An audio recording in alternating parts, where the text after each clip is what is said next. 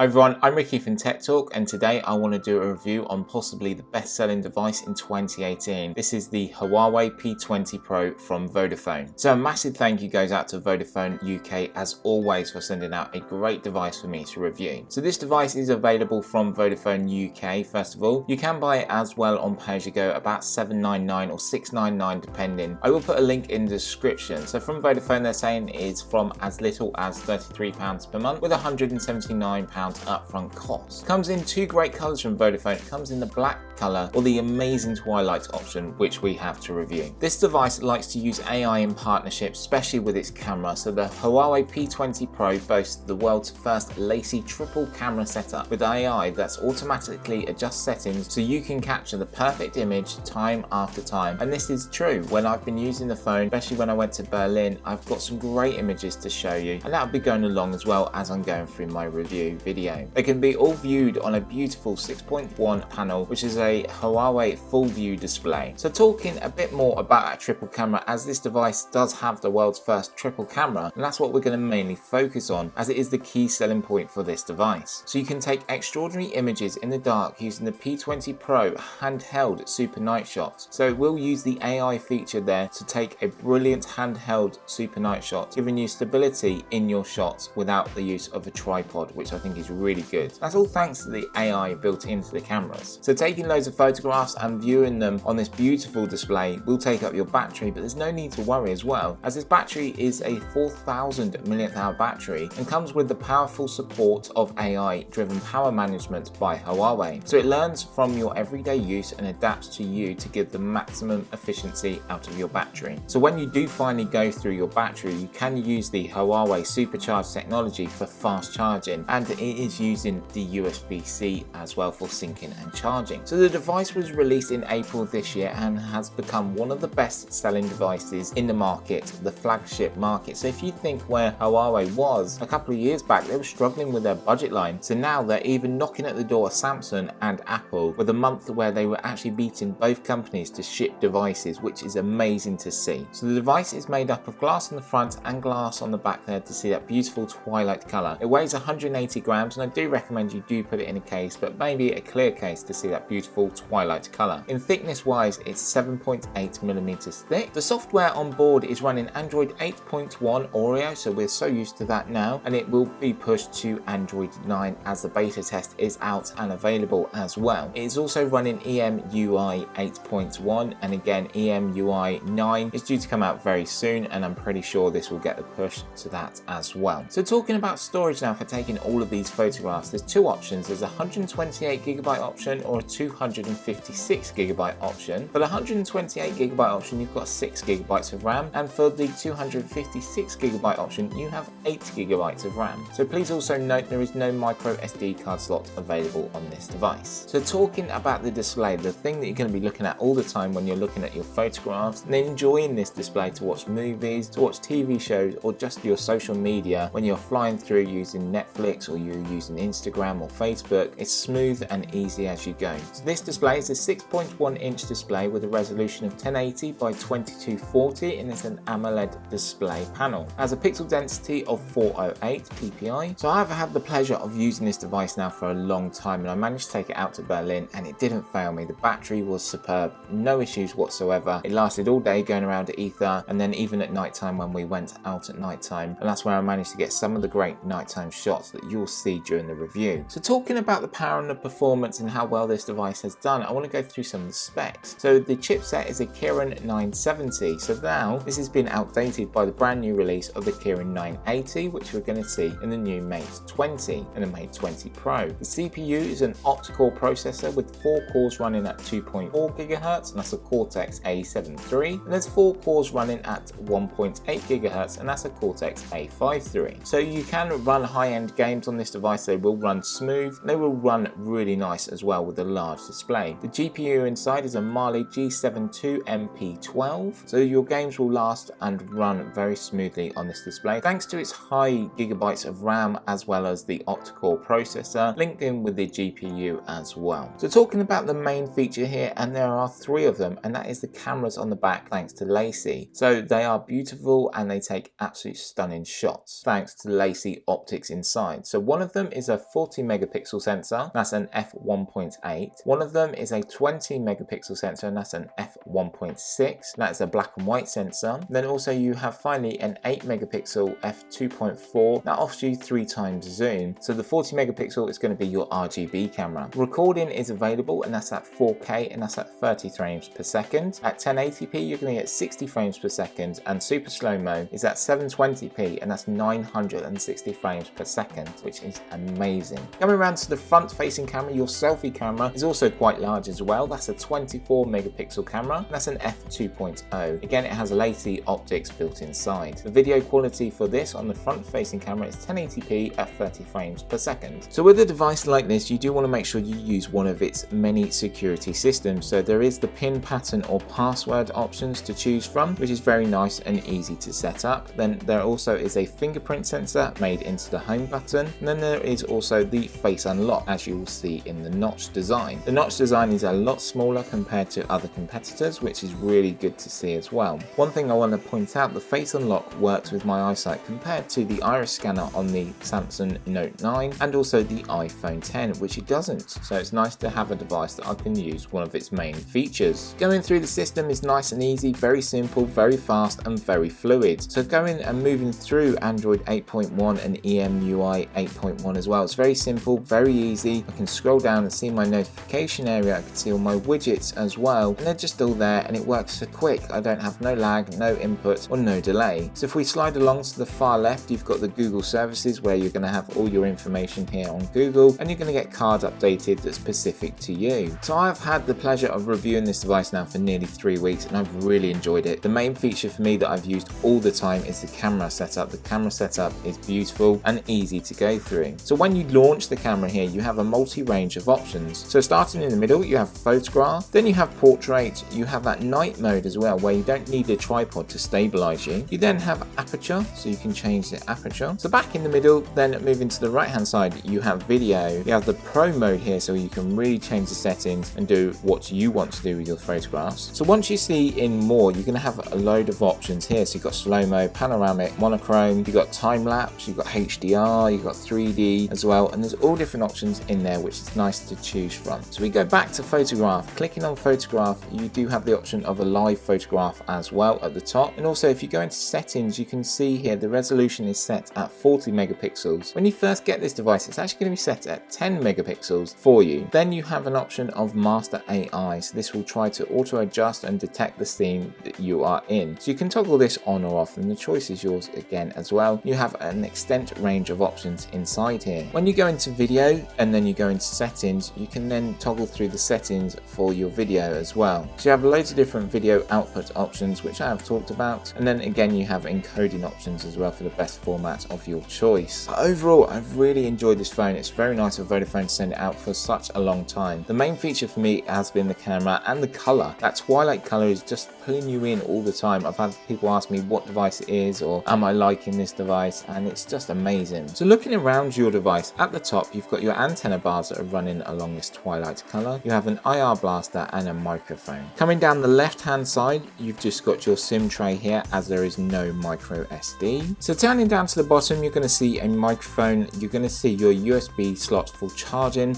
With that massive 4000 mAh battery, you're not going to need to charge this too often. Even when I was taking loads of photographs and loads of videos during the show, I had no issue, and it was lasting me all day and a little bit more as well. You're going to see one of two speakers. So there's a speaker down here at the bottom, then also there's a speaker built into the notch at the top as well. So you do get two speakers here. They are powerful, they are quite loud. And again, with a headphone as well, you can be able to listen to music. So there's no headphone jack on this device, and you will have to use the little dongle that is provided. Turning to the right hand side, finally, you're going to find your volume controls and also a power switch, but the power switch does have a red mark on it, so you can detect which is which is really good to see from the accessibility point of view. So talking about the accessibility point of view, I have made a dedicated video, so please go and watch that, and I'll go through the amount of settings that are on here, and I'm very impressed. I am saying this is pushing towards the Samsung and iPhone range as well in accessibility choice and options. There's loads of hand gestures and loads of different modes to use, so I really do suggest you go watching that. So finishing up the review, I personally don't want to give this device back. I personally think this is one of them devices that can draw you away and draw you into a different market, as the power and the performance is there thanks to its high-end processors, and also the camera camera system is absolutely brilliant to use. You can do so much with it. It's so enjoyable to use as well. It's very fast, very fluid camera movement, and I haven't had an issue whatsoever. So I hope you enjoyed my review. I will put the links in the description for my other videos, and also they'll be at the end. There will be a link also for Vodafone UK, so you can go and see the latest prices from Vodafone UK. If you have any other questions, please drop a comment down below and I'll be more than happy to help. Thanks always for watching. Please remember to give a thumbs up, and I'll see you in my next video. Bye for now.